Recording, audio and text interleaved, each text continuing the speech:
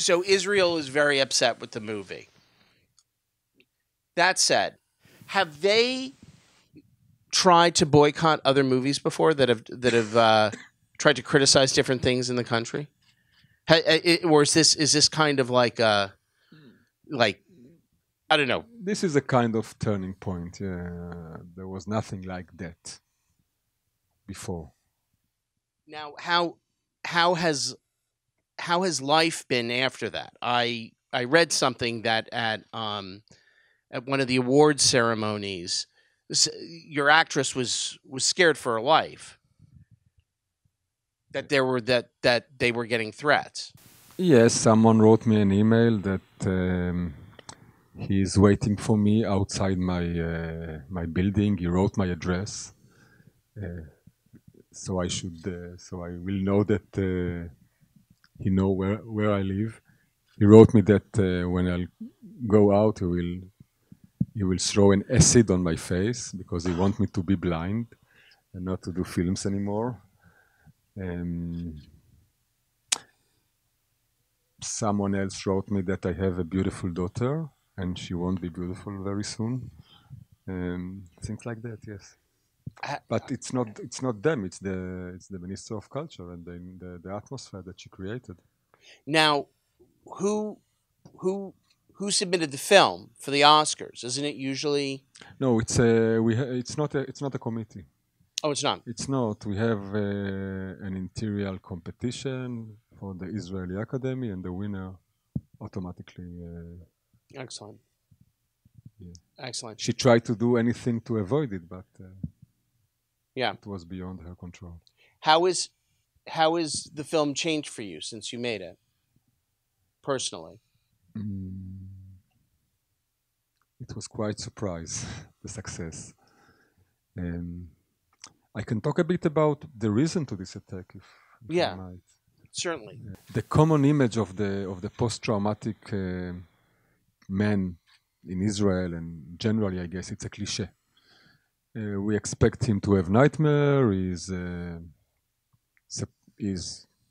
not communicate. Is lonely and not communicate.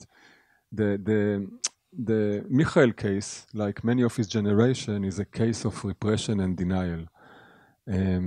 Michael would do anything um, to to to prove that he is all right, and he would benefit from it. He will build a successful business, raise a family, surround himself by expensive apartment and luxury in a desperate attempt to hide his secret, his weakness. Um, like from the outside, everything seems to be fine, but deep inside, his soul is bleeding, and when he has nowhere to download his pain, he kicks the dog. And the Israeli society, in the Israeli society, there are many versions of Michael, mainly because of his generation, my generation, the second generation of the Holocaust survivors. Our main problem was that we couldn't complain about anything. I mean, our parents, our teachers,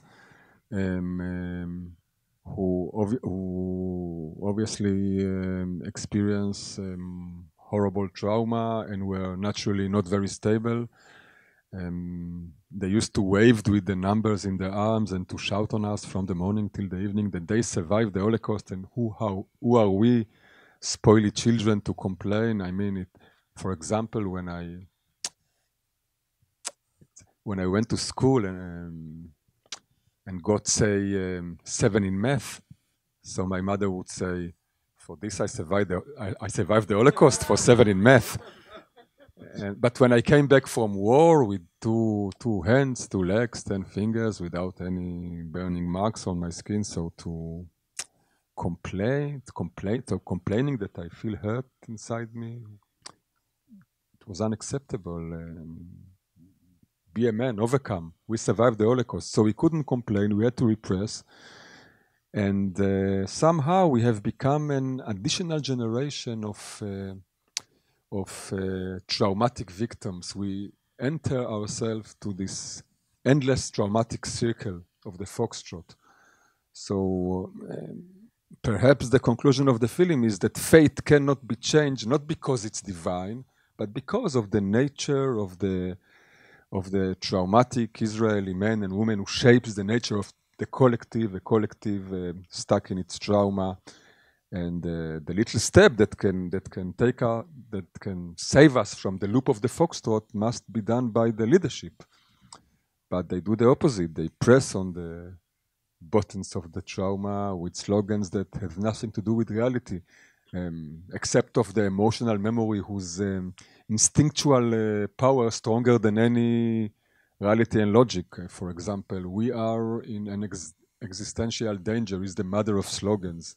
When I hear politicians say something like, we are a technological superpower, we have the strongest army and nuclear weapon, according to foreign sources, of course, because we are in an existential danger. It's more or less like saying, I'm strong, I'm young, and I'm healthy because I'm sick.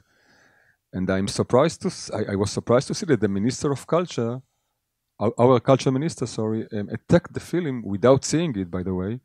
And she did it in exactly the same way that the film talks about. I mean, her attack actually confirmed the statement of the film because she pushed on those bottoms with slogans that brings pathos to its peak, like Foxtrot is destroying the country, as the film was a nuclear weapon that will erase us from the map. And her attack, once again, posed the mirror in front of the split, the radical split in our society. So her voters, her fans defame the film without seeing it, and her opponents fill the cinema theater and support the film. And the struggle in Israel till now is already not only for the film itself. It's a struggle for freedom of speech and expression and for purity of art.